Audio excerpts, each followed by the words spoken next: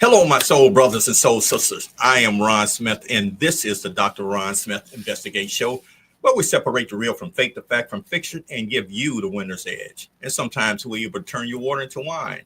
Today, we're doing something a little different. He has returned, gospel recording artist Donnell Cephas, and we're going to play one of his hot tunes that's coming out, and he's going to talk about it, give us a little more depth. Is there any other flavor?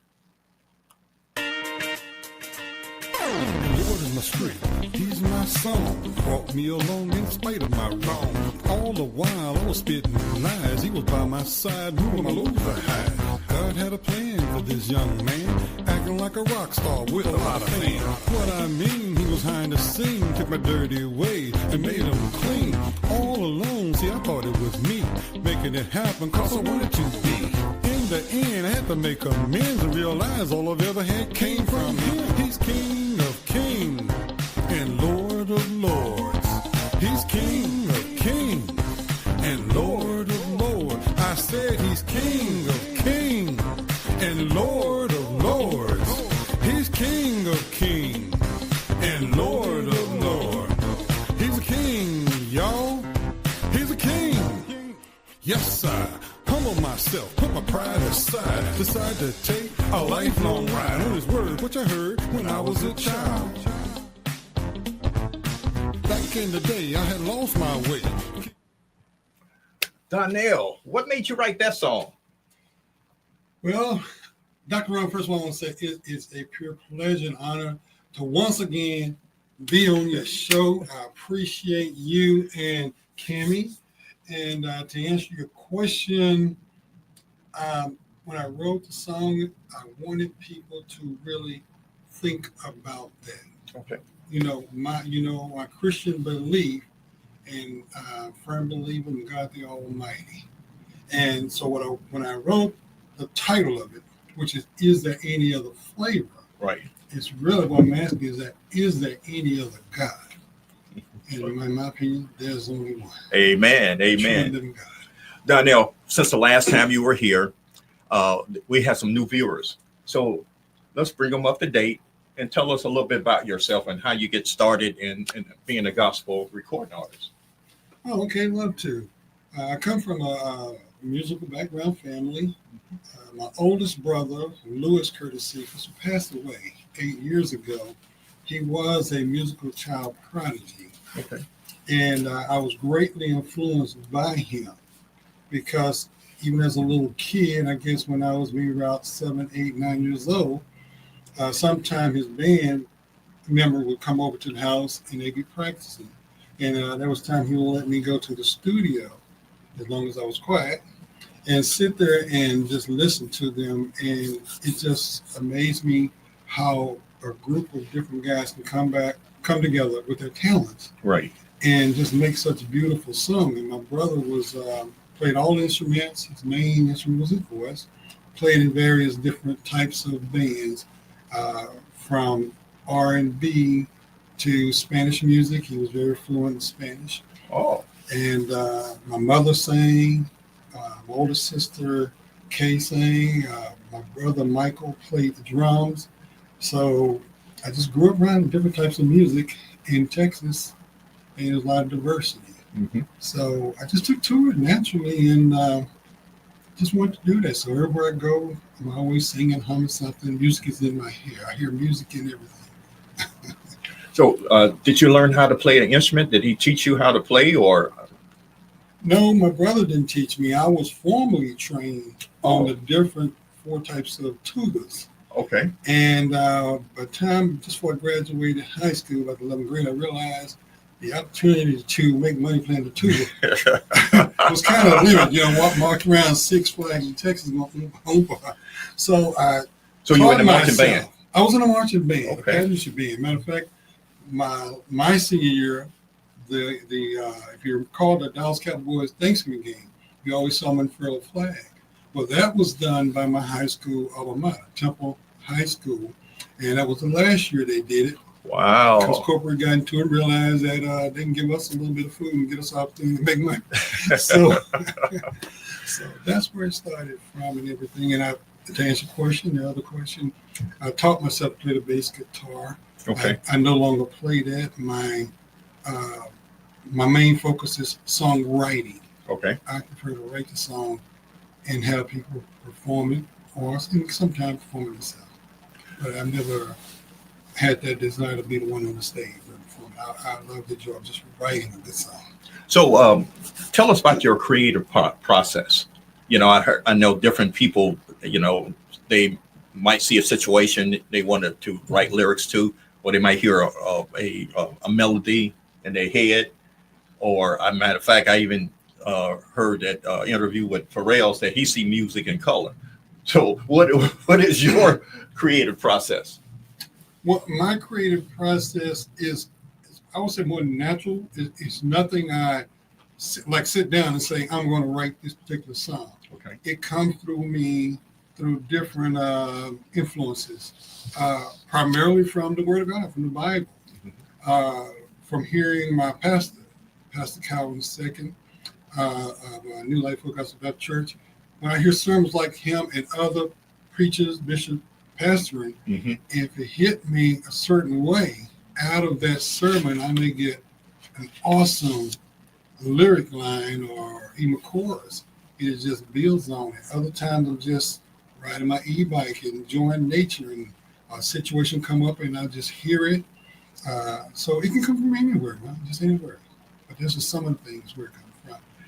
I was going to ask you this question, And other artists also. and I wrote it down whether you like to record or live, but I think you already answered that. But you're doing both right now.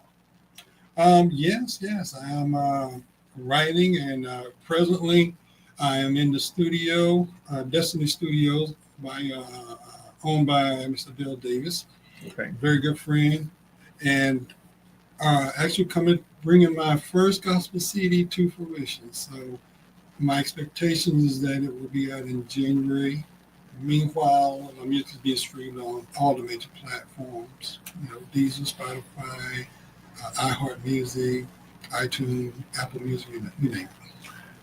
Since the last time we talked, you had an experience over at Elizabeth City University. Yes. Tell us about that. Yes. Just last month, let me go back. I met a lady named Sheila Lee. She was the director over the music program in there. Okay. And she's a fan of my music, and we got to talking, and she invited me to do a podcast with her. Oh. And I did that, and she's always kept me in mind. It just so happened about 3 weeks ago, they had a public music celebration of local artists. Oh, okay. And this wonderful lady retired at the end of last month, but before she retired, she called me up very excited, said, "Hey, I'm retiring at the end of this month. I want you to be on the program. We're going to feature your music for 1 hour, along with 2 other artists." She said, and each artist is going to be introduced by a different person. She said, "I personally want to introduce your music and tell the world about it." That is awesome. So, awesome. Yes. Great exposure. Now you have interact with the Virginia Heirs of Suffolk and the Golden Trumpets. These are groups that are legendary in this region. Yes. What was that experience like? Well, from the Virginia Heirs of Suffolk, I met 2 of the guys. Everybody knows me, I'm an avid pool player. And they were playing one day, and I gave them one of my flyers, from the song, and with the QR code on it. And we struck up a conversation, and they introduced themselves to me and asked me if I heard of them. And I said, "Well, I'm not from Virginia, but definitely I've heard of the Virginia Heirs." Right. And one thing led to another. So I asked them if they would, consider singing one of my songs, all right, because they're primarily a quartet group. They focus on that. And I wrote one particular song, "Jesus Is All Right with Me." And I played it for him. He liked it. And he said, we meet once a month. I want to take it back to the guys and let them listen to it and see what we can do. And, if it fits in, we would love to contribute to your CD. So that was with those 2 guys. And then the legendary Golden Trumpet, I met at a breakfast restaurant. I had breakfast, And these senior citizen guys, real nice group of guys, much older than myself because I've been around a while. They struck up a conversation. Okay. I told him a little bit about myself. He told me about himself. And he said, young man, he said, this is really great. He said, I'm going to listen to your music and stay in touch with us. And, we'll see where it leads. And I think it's wonderful because whatever level God takes me to, it's definitely an opportunity for me to have a legend, have someone established. Wow, man. I'm not blowing them up. They're blowing me up. Mm-hmm. So it's a mutual thing. It's beautiful. Yeah, that's awesome. That's awesome. We're going to take a quick break, and then when we come back, we're going to listen to a new song, which is I had it. Glory to Glory. Glory to Glory when we come back. All right.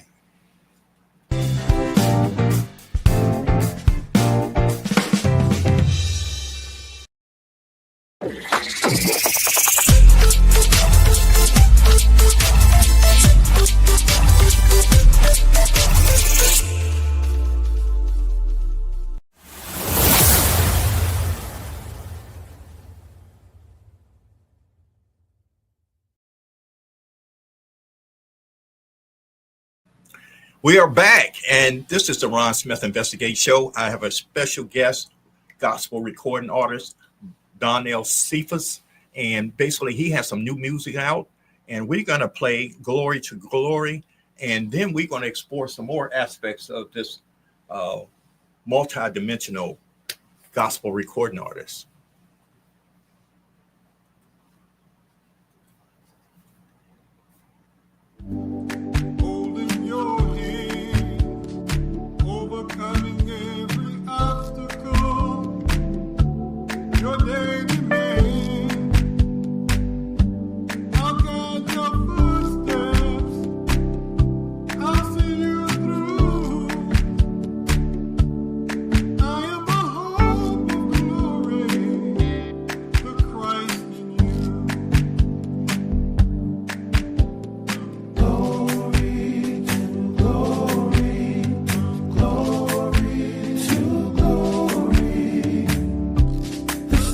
Glory to glory.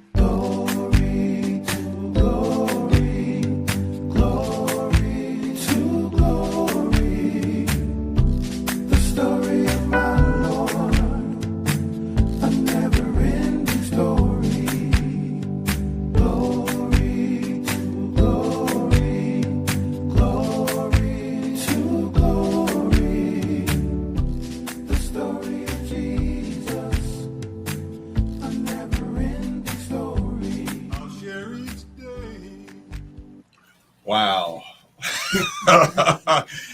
I really, this is my first time hearing it, and it's so catchy, as they say, it's so sticky.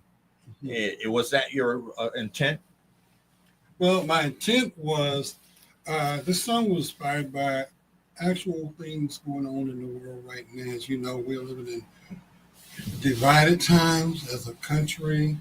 And a lot of people, when I listen to the news, listen to people talk, it sounds like a lot of people lost hope, especially after this election round, for whatever side you may have been for or not, And I wanted to do a song to let people know, never give up hope, that Jesus, he is, our glory, the hope. Yes. The Christ in us. So that's what inspired this song. Oh, it resonates with me. I mean, it was just, you saw me rocking over here. I'm really getting into it. So far, I'm not grading each one of your songs, but I like this one just from, as they say, from the get-go. Well, thank you. That is awesome. As I mentioned before we took our break, Donnell is not one-dimensional. Tell us a little about your military service and your family background, and then we're going to get into what you actually pour your heart into almost on a daily basis. Okay, I'll put on my DAV hat, stand for Disabled American Veterans. And yes, I'm a military veteran. I'm United States Navy retired. And I must say, I enjoyed every day I was in. It really was an honor, privilege. I'm very, very proud of that. My family is especially proud of me because out of 8 kids, I'm the only one, being a baby boy too, I'm the only one that went into the military. Oh. And so they really, really are proud of that, And but once I retired, I still wanted to be involved with our veterans. So I joined after having talked to an old Vietnam veteran. And he told me about the DAV. And he helped me with my benefits. Just about sharing information I did not know.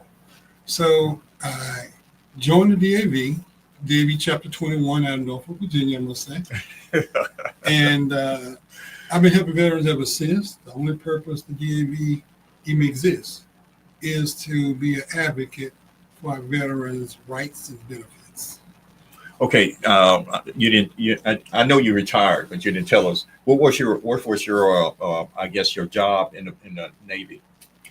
For 16 years in the Navy, I was a communications specialist, and the last 4, I transitioned over to become a substance abuse counselor / director, and that's why I retired from military as. What is the minimal qualification for a person who have been in the military and maybe got out? What is the minimal time of service that they have in order for them to start receiving benefits? That's a great question, and I'm proud to answer this because and the simple answer is that if you serve a day in uniform in the military, you are a veteran. You are a military veteran. And I've had numerous people say, well, I'm not really a veteran. And I said, well, did you serve? They said, yeah, I was in the Army, but I only served 3 years. No, you are a veteran. See, I always, one thing I like to tell my veterans who don't think, I feel that they're a veteran, is that, they're by the grace of God go I. In other words, from day one, you join boot camp, and you may get sent somewhere where, unfortunately, you may be killed off, but that person may be killed. They're still a veteran. Right. I'm here by the grace of God and other veterans who watched over me and, mentored me and taught me and loved me. So I'll always give back. So what are some of the benefits that a person who might feel that, I'm not old enough to be a veteran, or, I was just, E4, E2, E3. Well, we have our DV chapters, most chapters. We have a monthly meeting that a person can attend A lot of times live. I mean, actually come to the chapter. We also Zoom as well, simultaneously. So there's lots of ways people can do it, and come and get information if they feel in the heart to come and join and give back, and take away any doubt that they are a veteran, Okay. So that's what we do to help as far as benefits, whatever we can. We not just financially, but we have veterans who are homeless. We have veterans who have gotten behind on bills. We have veterans who have lost loved ones, spouses who have, lost their spouse and don't have means or don't know about how do I bury them, give them a proper burial. Well, these are some of the things and many, many more that DAV do. One of the biggest things we do is, like I said, we advocate and to Okay. make sure that they know their benefits, know their rights, and help them live a better quality of life. So basically, it's the same medical or legal or even the social network that you're talking about. You are able to actually connect them with, the providers for that. Absolutely, we have a ton of resources for our military veterans. One thing my mother used to always tell me is, "Son, sometimes you just got to ask the question. It's okay to ask for help. No person can do it alone." So I'm always encouraged. Everywhere I go, I never really take off my DAV hat. I'm looking for my veterans. I see a sign, whether they're wearing a hat, a shirt, or something to indicate they're a veteran. One question I do is I'll introduce myself. Say, "Hey, how you doing?" They say, "I'm making pretty good there." I say, "I know you're a military veteran." Yeah. Yes, it is. Are you getting benefits? Are you getting any disability benefit? And it goes from there. So I'm trying to meet up them where they are. What has been, do you think, the disconnect from veterans? Because, I've seen veterans, on side of the intersections with signs that I'm a vet, or I'm homeless and I'm a vet. What do you think is the reason why they have made that transition and actually reach out and get help? Well, I heard a guy, let me answer the saying this. I heard old joke very briefly. The guy goes he's sitting into a bar, and he had his dog, and the dog was sitting on a nail. He was just howling. And the guy said, "What's wrong with the dog?" He said, "Oh, nothing, he's just sitting on a nail." He said, "Well, why don't you just get off of it?" He said, "Well, I guess he ain't hurt bad enough." So my point is that when a person gets to the point where, hey, it's uncomfortable, unbearable, people tend to reach out. But we try to encourage people to reach out before they get to that point. Don't let a anthill become a mole or a mountain before you ask for help. But there are really a lot of resources, a lot of people that will and want to help. And that, the help is available. We know there's a lot of military members who are, suffering from PTSD, and we're not trying to really make light of that.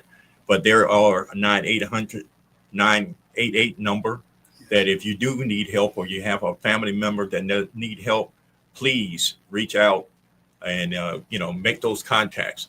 And you might have to take the extra step and actually get involved in doing that. But I went to a fabulous a veterans program this past weekend. And of course, this past Sunday was the Marine Corps birthday. Hoorah. Right. And your yesterday, service, thank you. thank you. And yesterday was Veterans Day. And did you partake of any of the free meals or resources? I did.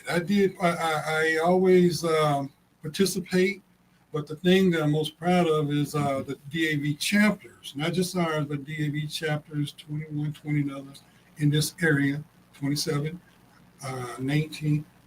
We have fundraisers at Golden Corral. Big, okay. Huge supporter of DAV, and they get the free meal there.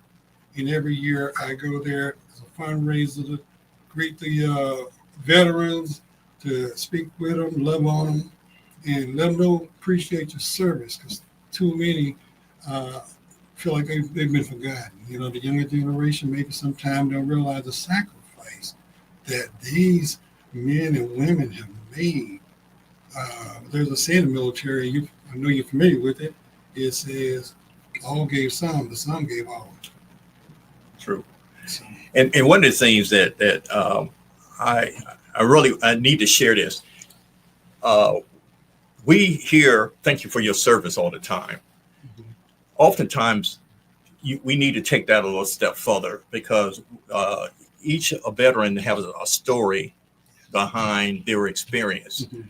And sometimes that just sounds so cliche, and sometimes that can be a turnoff. Mhm. So we need to come up with a better slogan than thank you for your service without actually reaching out and getting to know that individual. Right.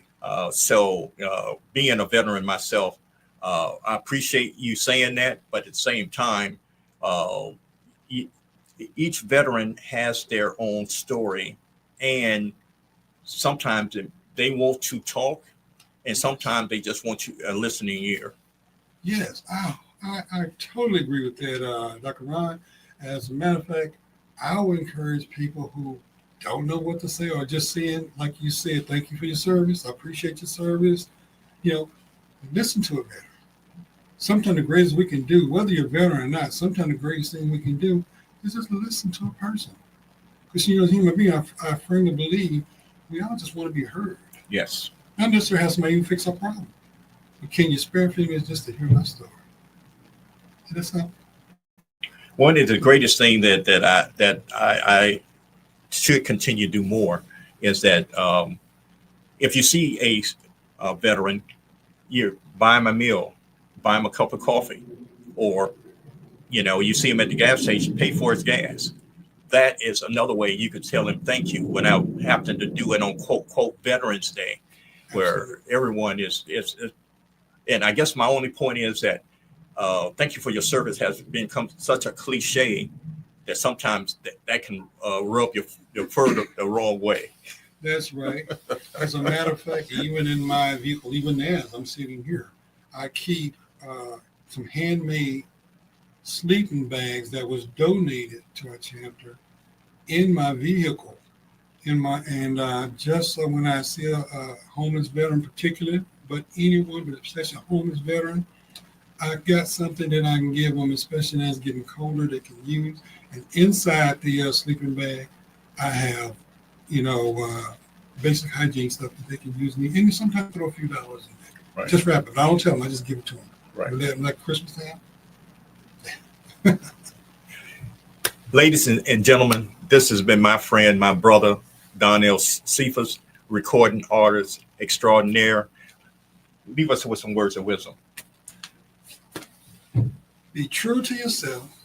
Be kind. Be kind to people. You see someone, you never know what someone's going through. So be kind, love on them, and don't take life for granted.